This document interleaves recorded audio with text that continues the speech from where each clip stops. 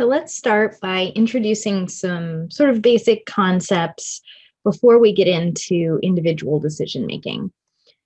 I mentioned that economists like to think about interactions in markets. So I want to start to talk about what we think about the organization of markets within our economy. We're primarily thinking about a market economy in the field of economics where people are free to make their own choices.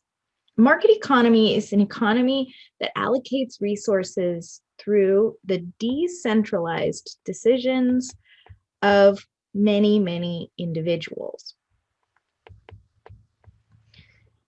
That means that I, as an individual, choose what to buy and how to spend my working hours, what I want to study in school, what skills I want to learn, if I want to start a business. All of these are individual choices made by consumers and individual producers within a market.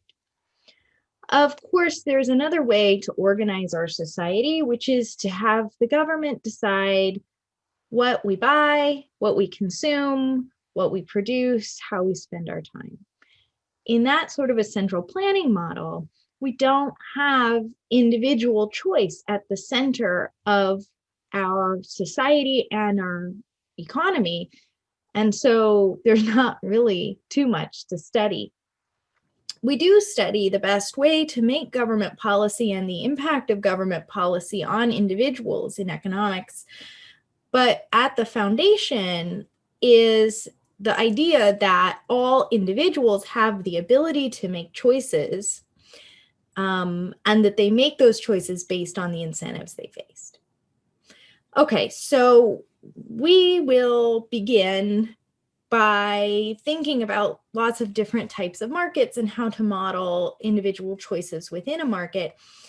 But I want to here introduce the circular flow diagram, which shows a bigger picture about how markets interact with each other. So we can think about individuals deciding what to buy at the grocery store, for example, in the goods market.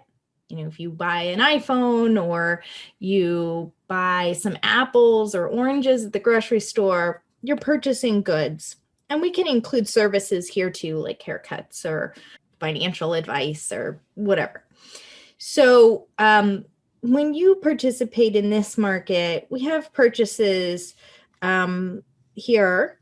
The household is giving money to the firm, and the firm is giving a good or service to the household, right? So you see money flowing here to the firm and goods flowing the other way to the household. But of course, all of us consumers are usually also at some point in our lives producers, right? We work, earn money, and then we use that money to purchase things that we want. So you can see in the factor markets here, we have money flowing from firms to households as they are the owners of land, capital, and of course, labor that is used to produce the products that are then sold in the goods markets. Okay, so we think about our economy as a whole as being represented by the interactions of individuals within many different markets. And it's important to recognize that myself as an individual, I am both a producer, I sell my labor in exchange for income, and also a consumer. So when we talk later on about the impact of policy on consumers and producers, it's important to remember that many people are both. I also want to take a minute here to talk about the difference between microeconomics and macroeconomics. So microeconomics is very much the study of an individual market.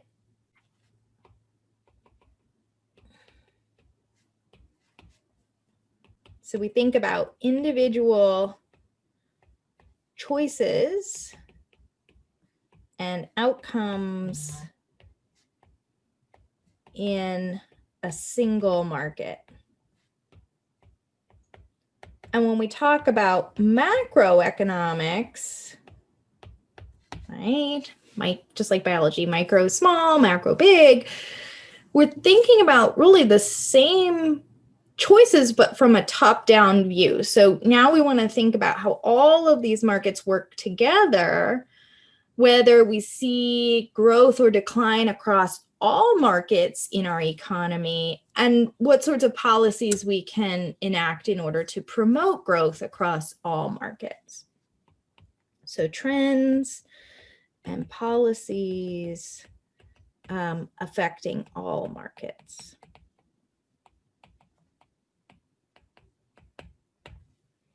And that will become clear as we begin to study more in depth microeconomic topics and macroeconomic topics.